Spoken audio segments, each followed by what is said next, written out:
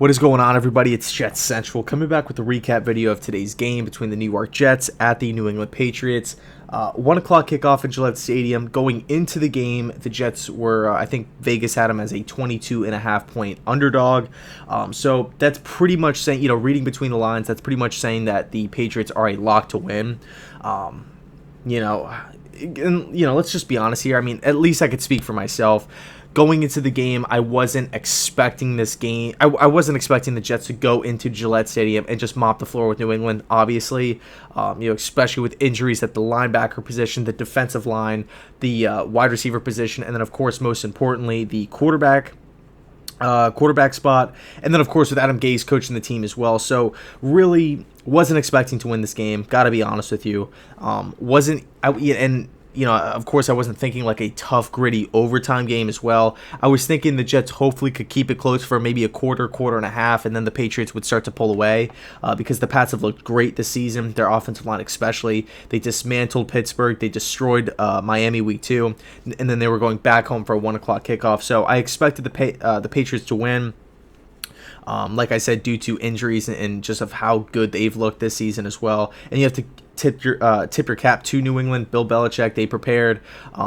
It sucks too. Okay, I'll say this. It sucks because it looks like the Patriot players just love it and they just want to be out there and they're running around, they're flying around, they're making hits, they're playing, they're finishing the play. I mean, there are some guys on this Jets team where it just looks like they just don't even want to be out there. Like Leonard Williams, like Trumaine Johnson. Did Trumaine Johnson even play?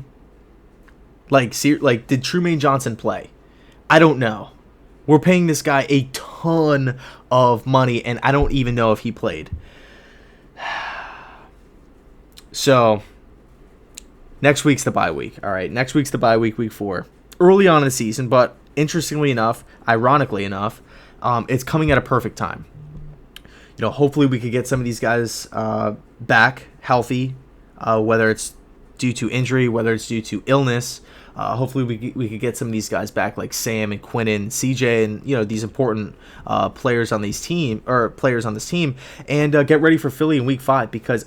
And I know it sucks to say this because we started out the season 0-3, and what sucks even worse is that the Patriots are 3-0 and the Buffalo Bills are 3-0. So now we're 3 games behind the 8 ball, if you will. So, but I'll say this. The season officially starts after the bye. Okay, we have to put the first 3 weeks behind us. We have to close the book on it. Adam Gase needs to tighten up here. Okay, Adam Gase needs to get this thing rolling. He's getting paid millions of dollars to turn around this offense, to be the offensive mastermind, to develop Sam Darnold, to get Le'Veon Bell the football, to find out ways to get Jamison Crowder the football, Robbie Anderson deep, to get this offensive line to block, right? These have been issues that the Jets have had for years. Under Todd Bowles, under Rex Ryan. We never really had those. And of course, we'd have great games here and there, like even Geno Smith's rookie year. I mean, he had some really, really good games. The year that we went 8-8, okay? I know everybody was complaining about that year when it happened, but looking back on it, I would take that 8-8 year. I thought with the talent on that team, Rex Ryan did a fantastic job. Especially starting Geno, who wasn't ready to play. I mean, he got a win over the Saints. He got a win over the Patriots. He got a win on primetime against ATL.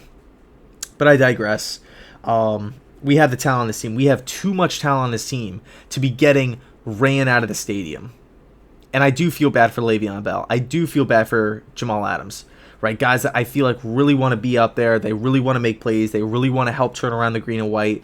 But it's just being, it's just being, held back right now due to many different factors, such as, like I said, illnesses, injuries, the coaching staff, as a whole.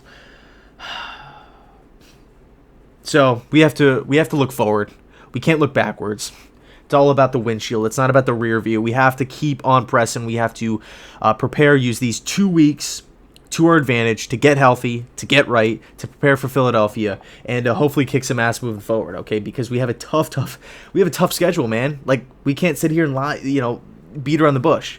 We got Philly. Then we got Dallas. Then I believe we got New England again, okay? So we got some tough games. We got to tighten this thing up because before we know it, the season could be over. And we could be looking forward to free agency once again and to the draft once again, and I'm tired of doing that year after year after year after year, and to no avail. Because it seems like with every draft pick we get, or with every free agent signing we get, we still are kind of, treading water, spinning our tires, not moving any forward. We're just either getting worse or we're stagnant. Completely stifling. I don't understand it at all. We got to land some of these draft picks or hit on some of these draft picks as well. I mean, I was talking to my little brother on the way to watch the game, about just some of the draft picks that we just missed on. And because it came up in conversation, because I was talking to my buddy Dalton, UCF Jaguar, and he was like, dude, it sucks. So a few days ago, he was telling me about like all of the Jaguars first round picks that they've missed on, like Luke Jokel, Blake Bortles, Justin Blackmon, all these different guys, Dante Fowler and whatnot, just throughout the years. And he was just telling me like, man, dude, it's tough. Like, you're picking top 5 every year. You should be drafting stud after cornerstone after just beast. But it's just like they never work out. And then me and my brother were talking a little bit about it. Guys like Jason Morrow and Christian Hackenberg and Darren Lee, and it's just one thing after another. Stephen Hill, so we got to start hitting these draft picks, but we're going into week 4, the bye week, and I don't want to be talking about the draft.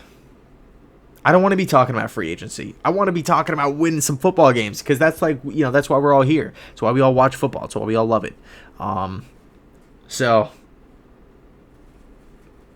I'll leave it there. Let me know your thoughts down below in the comment section. I apologize for the showing that the Jets put out on the field today, how they looked during week 2, the blown week during week 1, blown game during week 1, I should say. Tough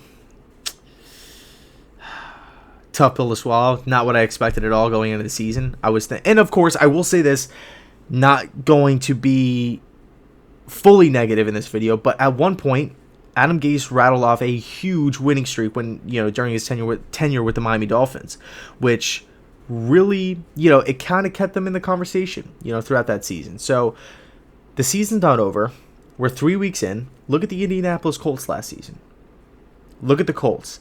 Everybody counted them out, especially, early on in the season, right? That September, they looked horrible. I think we actually, the Jets actually beat them last year.